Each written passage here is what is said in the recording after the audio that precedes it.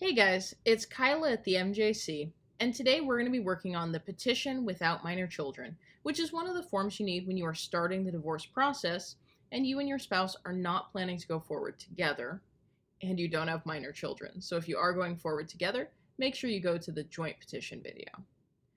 But before we get started, as always, I just want to remind you guys that nothing in this video is intended to be legal advice. It's a video, so I'm not able to analyze your specific situation to determine if this is the right form for you, if there might be a process that would work better for you, if there are any concerns about your specific situation. So if you do have questions or concerns, I definitely recommend getting some legal advice. Here in Milwaukee County, you can get brief legal advice for free through the Marquette Volunteer Legal Clinics. If you're not located in Milwaukee County, you can contact the clerk of court for your area to find out what resources are available where you live. All right, so the first thing we'll do in filling out the form is we will put the county where you plan to file the divorce. For most people, that's going to be the county where you live, but for a handful of you, there may be a reason why you're filing in the county where your spouse lives. And then petitioner, again, since you're filing separately, this is going to be you, the person who is filling out the paperwork right now, or at least the person who plans to file the paperwork. You'll go ahead and you will put your name, your address. If you had like an apartment number, that would go there. And then you'll put the city, state, and zip code. This should all match the information that you put on the summons without minor children.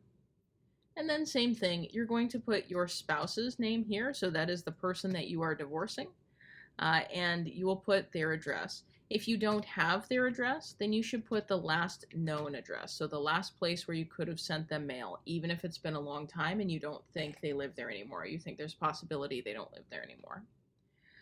We'll go ahead and again put the city, state, and zip for their 53212 for their address as well.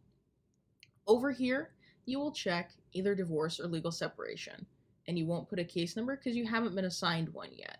So again, all of this should match the information you put in this top part of the summons. Next, we're going to go to section A, which is where you're going to put some information about yourself. So here, you're going to put your birthday. And then here you're going to answer 4 questions. Have you lived in the county where you are filing for at least the last 30 days? So from today, counting back 30 days, have you lived in this county for that amount of time? And you'll check either yes or no. If you've lived, and here it's asking if you have lived in the state of Wisconsin for at least the last 6 months. So again, from today, counting back 6 months. And you'll indicate yes or no. In number 4, it's asking if you are currently active duty in the armed forces. If so, you'll check yes. If not, no. Do note it is looking for active duty. So if you're somebody who is not active duty or you're a veteran, it can still be no there. And then whether or not you are currently pregnant, I'm going to go ahead and guess John Smith is not currently pregnant. And then here you're going to answer those same 5 questions for your spouse. So you're going to put their birthday. You're going to indicate to the best of your knowledge whether you believe they have lived in the county where you are filing for the last 30 days. The state of Wisconsin for the last 6 months.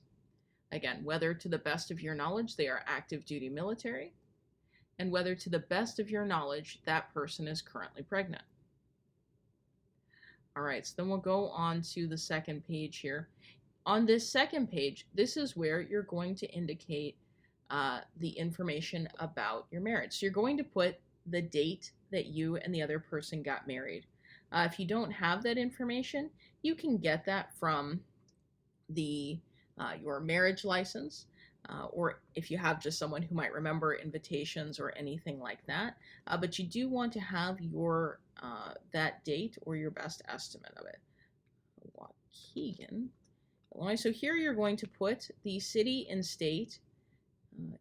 Illinois, it'd be nice if I could spell. You're going to put the city and state where you were married. So if you're married where you already live, you'll put that. City here, state. If you were married out of the United States, then you can put the city and the country. So Toronto, Canada, or wherever that may be for you. If you weren't married in a city or a town or anything recognizable as such, then just put the state or country where you were married. Down here, it just again is going to make you ask whether you're filing for a divorce or a legal separation. If you are filing for a legal separation, here they also want just a brief description of why you're requesting a legal separation and not a divorce. So my religion doesn't allow divorce, or I think there's a chance my spouse and I might reconcile, or whatever your reasons are for wanting a separation and not a divorce, you would list here. But since we've already established that John and Jane are seeking a divorce, I'm going to go ahead and check A up here. Here, previous actions, it wants to know if you have ever tried to get divorced from your spouse previously, successfully or unsuccessfully, although for most people this would be unsuccessful. So if this is the first time you have ever tried to get divorced from each other, you'll check A, yes. If you have previously tried to get divorced from each other, you're going to list the county where that happened, the state where that county is located, the case number from that case, and then whether or not the case has been dismissed, ended. So you'll answer those questions. Number 5 wants to know if this is your first marriage. So you can indicate yes, it has been, or if it isn't your first marriage, you can indicate no, and then just kind of what happened. So if this weren't his first marriage, you'll put in the previous person you were married to, so your previous spouse's name.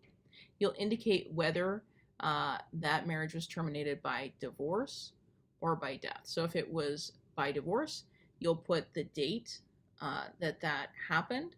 So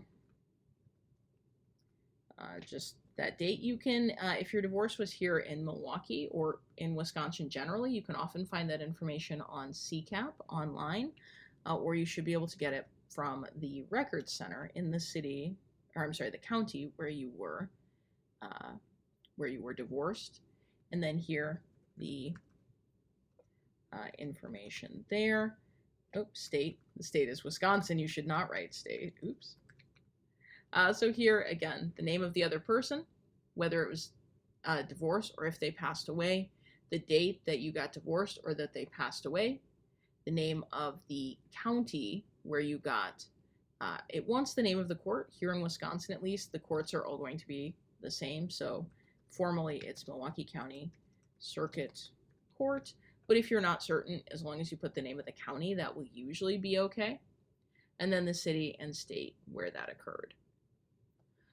Here, if you've been, again, married previously multiple times, you can put the name of your other previous spouse. You basically just can attach an additional sheet. So if you have 3 or 4 previous spouses, just do an attachment with their information and make sure it includes the same information it's asking for. And then you're going to put, to the best of your knowledge, whether the other person has been married previously. So again, if this is their first marriage, you check yes. If they've been married to someone else previously, you check no. And if they had been married previously, you would put as much as you know about their previous spouse. But here we're going to say this is Jane's first marriage. We'll go down here. Here, obviously you're not filling this out if you have minor children together, but you may still have children who are adults. So if you have no children together, so no children were born or adopted, even if those kids are now adults, you'll check A. So this is saying we never had any kids. Or B is if you have kids together, but they're all grown. This is where you'll list them. And you'll just put their names and birthdays. And our other one is Susie Smith. And hers was 09. All right, perfect.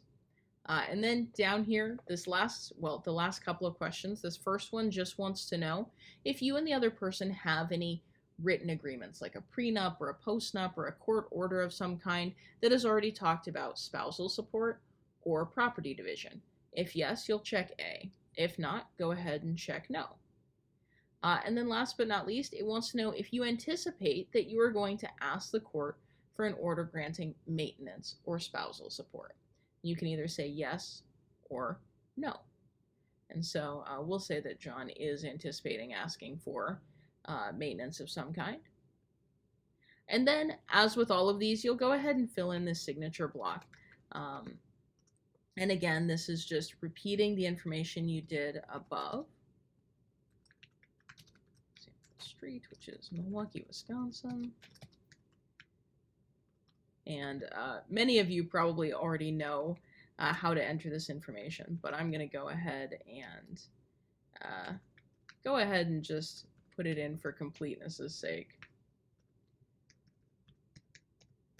And so email address and phone number. And again, this should all match what you put on the summons. Well, that is all for this document. I hope that you guys found this helpful. I'll be back in a bit with that confidential petition addendum. But until then, I hope that you all go out and represent yourselves well.